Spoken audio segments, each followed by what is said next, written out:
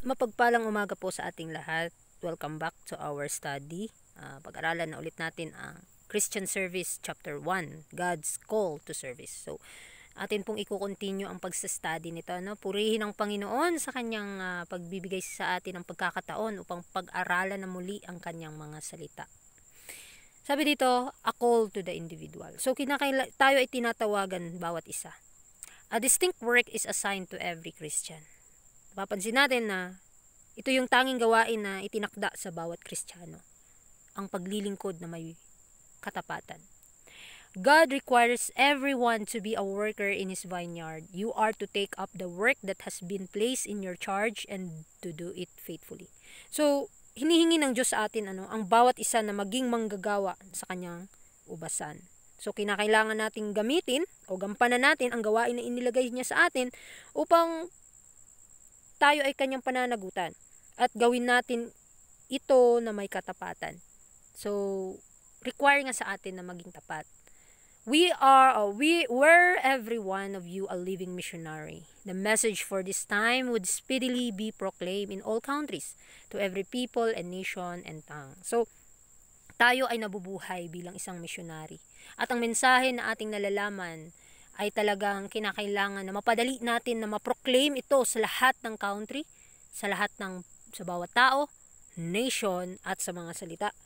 Na kung papaano, na sa lahat ng bawat angkan at bansa at wika. So, kinakailangan na pag-aralan natin ng masinsinan ang bawat salita ng Panginoon upang maibahagi natin sa mga tao ng may katapatan. At hindi lang sa salita, mga kapatid, kundi sa ating mismong buhay. Maipapakita natin ang ating kung gaano ba tayo katapat sa ating Panginoon. At hindi tayo magiging tapat kung hindi natin hihingi sa Panginoon ang isang katapatan. Dahil bunga po yan ng banal na Espiritu. Every true disciple is born into the kingdom of God as a missionary. He who drinks of the living water becomes a fountain of life. The receiver becomes a giver. The grace of Christ in the soul is like a spring in the desert, welling up to refresh all and making those who are ready to perish eager to drink of the water of life.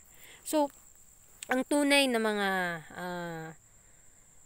bawat tunay na alagad na ipinanganak sa kaharian ng Diyos bilang isang misyonero ay kinakailangan na uminom sa tubig ng buhay, ay nagiging isang bukal ng buhay.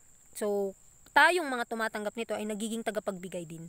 So, ang biyaya ni Kristo sa kaluluwa ay katulad ng isang bukal sa ilang, bumabalong upang paginhawahin ang lahat, at iyong mga mapapahamak na lamang ay ipinapanabik na uminom ng tubig ng buhay. So, kinakailangan tayong mga tao, panatilihin nating nauuhaw sa katwiran ni Kristo upang tayo ay uminom ng uminom sa tubig ng buhay na ito yung ibinigay sa atin ng Panginoon upang maibahagi din sa iba.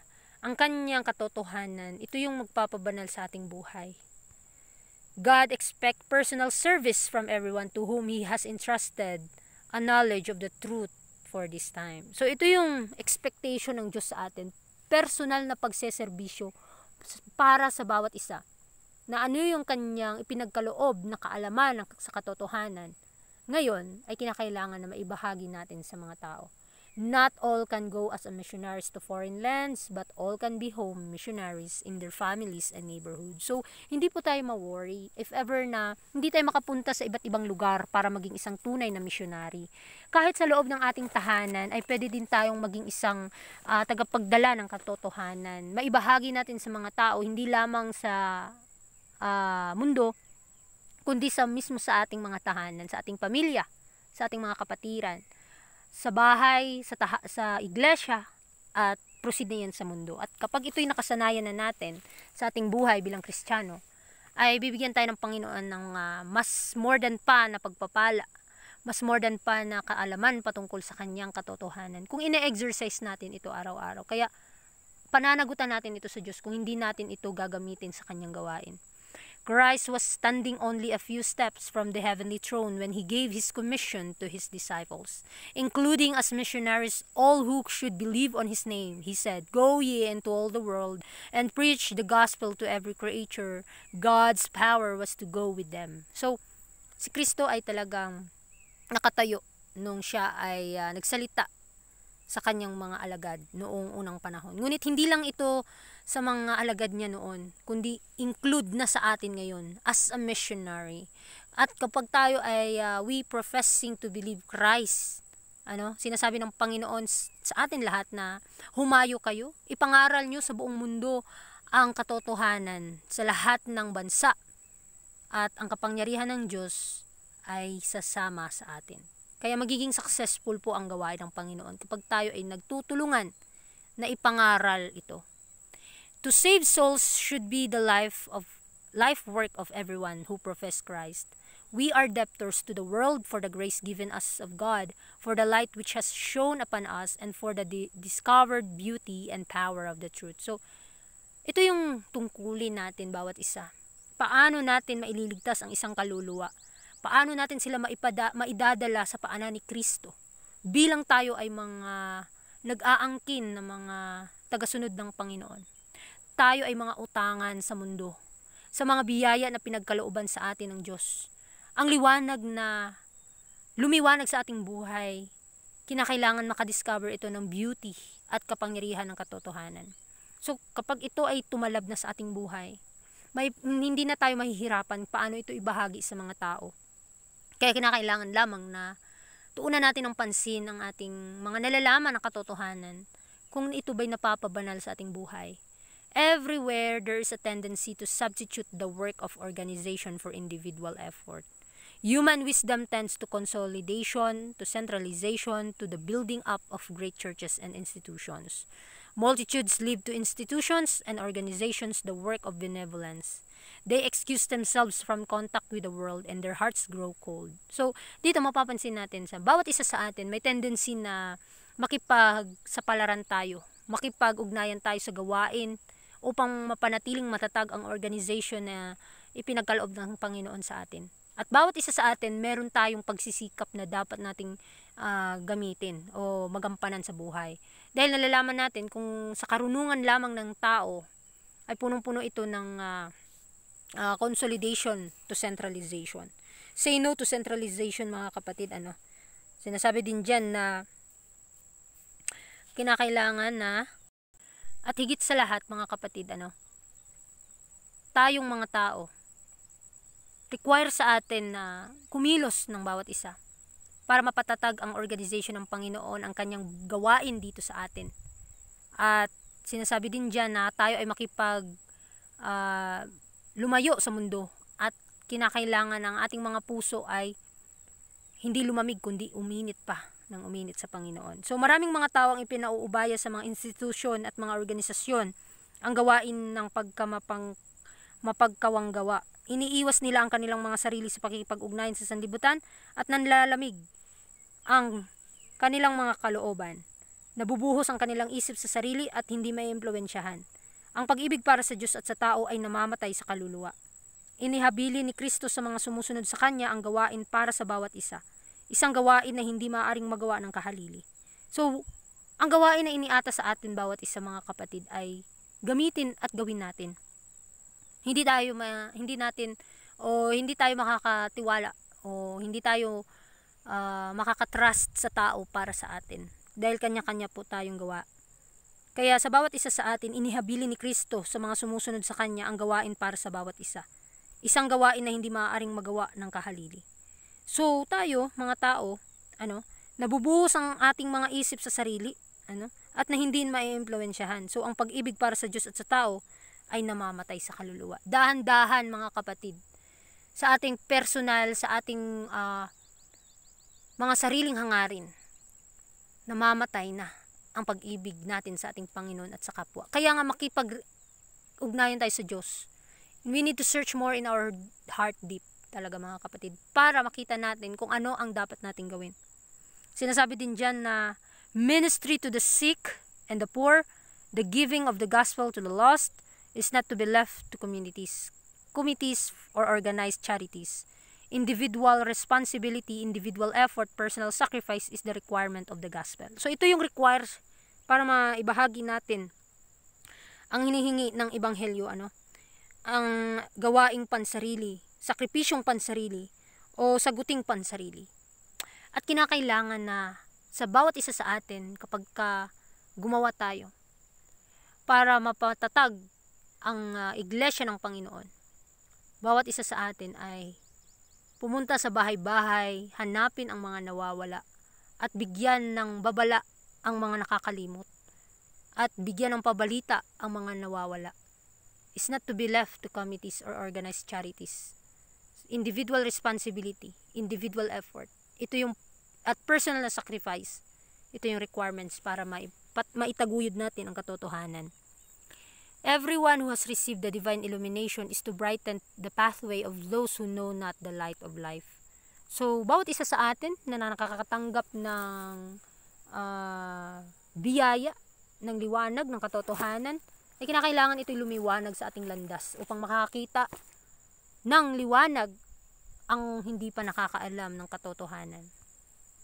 To everyone, work has been allotted, and no one can be substitute for another.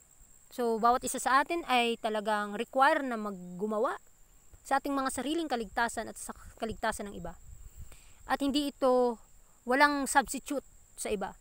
Each one has a mission of wonderful importance, which he cannot neglect or ignore, as the fulfillment of it involves the wail of some soul, and the neglect of it the woe of one for whom Christ died. Tayong mga taong nakakaalam ng katotohanan, minsan nakakaligtaan pa natin na ipangaral ang ebanghelyo ng ating Panginoon. At napapansin natin sa ating mga sarili na walang pagbabagong nagaganap sa ating buhay. Kaya nakakalungkot isipin dahil hindi kikilos ang banal na espiritu kapag tayo mismo mga tao ay hindi willing na gumawa. Kaya maraming napapahamak, maraming nawawala dahil nakakaligtaan ang mga tao, ang mga kaluluwa na sasayang namamatay na hindi kilala si Kristo. Atin ba itong atin bang pahihintulutan ang ganitong mga pangyayari? Huwag nawa sana. Dahil sa ating buhay ngayon bilang Kristiyano, ang require sa atin kumilos, gumawa na may pag-ibig at sundin ang kalooban ng Panginoon, ibahagi sa mga tao, at ito yung require ng bawat isa sa atin, at magtulungan po tayo sa gawain na itinaguyod niya sa atin. Dahil tayo ay pag-aari ng Diyos, kinakailangan na tayo ay kumilos para sa Kanya. We should all be workers together with God. No idlers are acknowledged as His servants. The members of the church should individually feel that the life and prosperity of the church are affected by their course of action. So, kinakailangan tayo ay gumawa kasama ang Diyos. Walang kaalaman ng kanyang sariling kaalaman, kundi bilang mga miyembro ng iglesia kinakailangan individual nating maiparamdam ang katotohanan at maibahagi sa mga tao na sa pamamagitan sa ng ating mga gawa, maging instrumento po nawa tayo ng langit para maging successful po ang panawagan at ang kaligtasan ng bawat isa. Every soul whom Christ has rescued is called to work in His name for the saving of the lost. This work has been neglected in Israel. Is it not neglected today by those who profess to be Christ followers? So, sa bawat kaluluwang iniligtas ni Kristo, ay tinatawagan upang gumawa sa pamamagitan ng pangalan ng Panginoon para mailigtas niya ang mga nawawala. Tayo, tinawag ng Panginoon, iniligtas tayo ng Panginoon, at kinakailangan may gawain tayong iniatas sa atin. At itong gawain ito ay talagang nakaligtaan ng mga Israel noon. At is it not neglected today by those who profess to be Christ followers? Hindi man natin kinakaligtaan ngayon bilang mga nag-aangkin na mga tagasunod ni Kristo? So, kinakailangan na huwag po nating kaligtaan ito. Ang gawain na iniatas sa ating mga kamay, individual na panawagan, individual na gawain. Sa individual na serbisyo, kinakailangan tayong magtulungan din para maipabahagi sa mga tao ang katotohanan. There is something for everyone to do. Every soul that believes the truth is to stand in his lot and place, saying, "Here am I, send me." So, dito mapapansin natin na sa bawat isa sa atin tinatawagan at meron tayong gawain for those who believe the truth. Kinakailangan tayong tumayo sa ating prinsipyo na sabihin, nandito ako Panginoon, isugo mo ako. It is the privilege of every Christian not only to look for but to hasten the coming of our Lord Jesus Christ. So ikaw, ako, na nakakaalam nito, nakakaalam ng katotohanan na matagal nang ibinahagi ng Panginoon sa atin, na ipinagkaloob sa atin. Pribilehiyo ng bawat Kristiyano, hindi lamang upang tingnan ang pagbabalik ni Kristo, kundi maipadali ang kanyang pagparito. So paano natin maipapadali ang pagparito ng Panginoon kung tayo mismong mga tao ay walang ginagawa? Kinakailangan na may gawain tayo na matapos. We need to fight the good fight of faith. Finish the race, mga kapatid, para maging successful po ang gawain. He who becomes a child of God should henceforth look upon himself as a link in the chain let down to save the world, one with Christ in his plan of mercy, going forth with him to seek and save the lost. So ito, bilang mga anak ng Diyos, ay kinakailangan na tingnan natin ang ating mga sarili na maging isang pamantayan na iligtas ang mundo. Na tayo ay kaisa ni Kristo sa kanyang plano ng pagtubos at ng awa niya, going forth with Him para hanapin at iligtas ang mga nawawala. All may find something to do. None need feel that there is no place where they can labor for Christ. The Savior identifies Himself with every child of humanity. So, sa atin, sa bawat isa sa atin, tinatawagan ng Panginoon, meron siyang something na ipapagawa sa atin bawat isa. At walang makakapagsabi na wala tayong gawain. Walang makakapagsabi na hindi tayo makakagagawa. Pinagkalooban tayo ng Panginoon ng isang gawain na magagawa nga talaga natin. At hindi tayo makaka-reason out sa Panginoon dahil tayo ay kanyang pag-aari. Sinasabi din dyan na ang ating tagapagligtas, ang ating Panginoon ay talagang nag-identify siya ng kanyang sarili na sa bawat anak ng tao ay may gawain na iniatas sa atin. Huwag po tayong maging tamad dahil sa gawain ito, magiging successful po kapag ang Diyos ang ating pinupuri. Those who have united with the Lord in the covenant of service are under bonds to unite with Him in the great grand work of soul saving. So, tayo kapag nakipag-isa na tayo sa Panginoon, sa kanyang pagsiservisyo, sa pakikipagkaisa sa kanya, sa dakilang gawain na ito, para mailigtas ang tao. Magiging successful po ito ang lahat. Hinihintay lamang ng langit kung paano kumilos ang lupa upang ang gawain ng Panginoon ay maging matapos na nga. So vast is the field, so comprehensive the design, that every sanctified heart will be pressed into service as an instrument of divine power. So itong mundo bilang mga tayong mga nakatira sa mundo, dahil itong mundo natin ay tinatawag na field, gospel field. We need to comprehensive the design that every sanctified heart will be pressed into service as an instrument of divine power. Bawat isa sa atin na pinabanal ang ating mga puso, require sa atin na magserbisyo, na maging instrumento para sa dakilang gawain.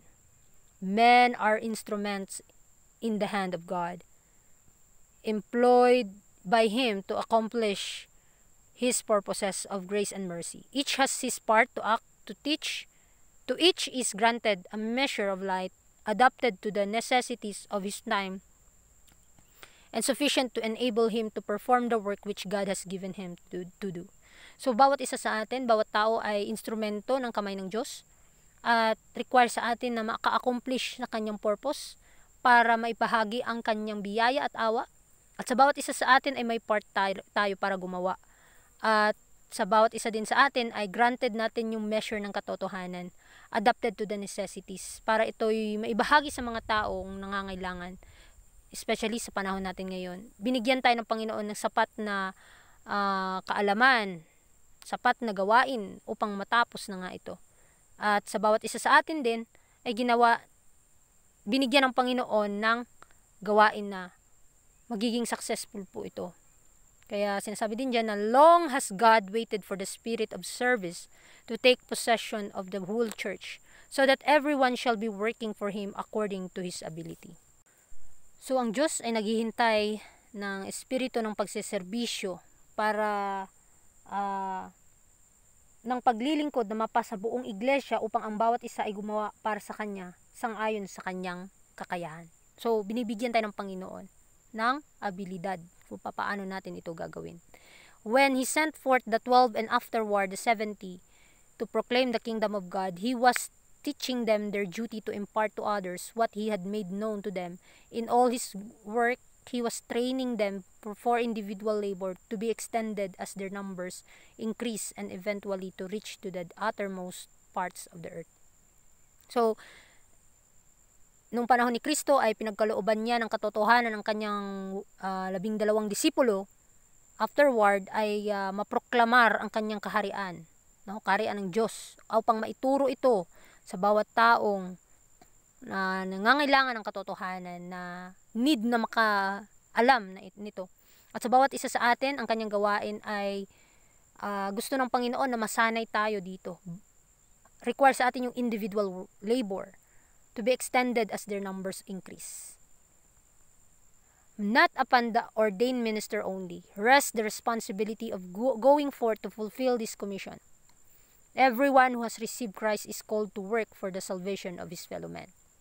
Hindi lamang yung ordinahan na ministro ang gagawa sa gawain ng Panginoon, kundi yung mga bawat isa sa atin ay mayroong responsibilidad para gamitin ito, going forth to fulfill this commission.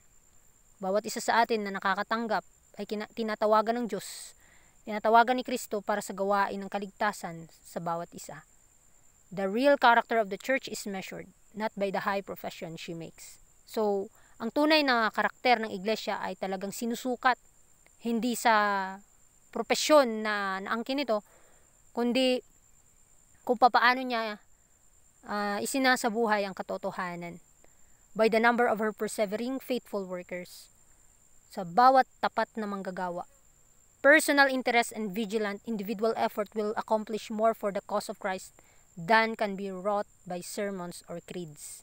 So, hindi basihan na marami kang nalaman na katotohanan, hindi basihan kung papaano mo nalaman ang bawat liwanag na ito, kundi ang basihan kung papaano mo ito sinasabuhay. Papaano natin ito sinasabuhay? Meron ba tayong sakripisyo na nagaganap dito? Wherever a church is established, all the members should engage actively in missionary work. They should visit every family in the neighborhood and know their spiritual condition. So, sa bawat isa sa atin, bawat miyembro ng iglesia ay talagang kinakailangan na makig-engage sa gawain na may aktibong gawain ito. At bisitahin ang bawat pamilya, ang bawat kapitbahay, at alamin ang kondisyon ng kanilang espiritual na buhay. The members of the church are not all called to labor in foreign lands, but all have a part to act in the great work for giving light to the world. The gospel of Christ is aggressive and diffusive. In the day of God, not one will be excused for having been shut up to his own selfish interest. There is work for every mind and for every hand. There is a variety of work adapted to different minds and varied capabilities. So, tayong lahat ay may tungkulin na need natin na may agresibo tayong gumawa. May tungkulin tayo sa gawain ng Panginoon, hindi natin kinakailangan itong isarili, kinakailangan na igawa natin ito ng buong puso, ng buong tapang. He has entrusted you with a sacred truth. Christ abiding in the individual members of the church is a well of water springing up into everlasting life. You are guilty before God if you do not make every effort possible to dispense this living water to others. So, obligasyon natin. Tayo ay pananagutan ng Panginoon, or tayo ay mananagot sa Panginoon kung hindi natin maibabahagi sa mga tao ang pinagkaloob sa atin na sagradong katotohanan. We are not, as Christians, doing 1/20th part that we might do in winning souls to Christ. There is a world to be warned, and every sincere Christian will be a guide and an example to others in faithfulness, in cross-bearing, in prompt and vigorous action, in unswerving fidelity to the cause of truth, and sacrifices and labors to promote the cause of God. So, hindi lang tayo ay tinatawag na Kristiyano na gumagawa ng libu-libong gawain, ngunit kung papaano natin maipapanalo ang isang kaluluwa kay Kristo. Ito yung pinaka-purpose ng mga missionary ngayon.